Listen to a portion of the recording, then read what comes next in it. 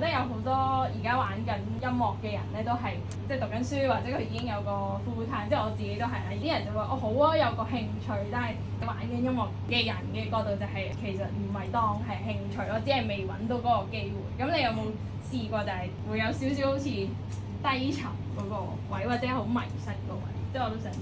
有我媽大學嘅時候，我媽都覺得我係課外活動啊。到我真係畢業嘅時候，我媽就問我做護士定係點啊？咁你唱歌嚟玩下嘅啫。我就話係，唔係啊，認真啊。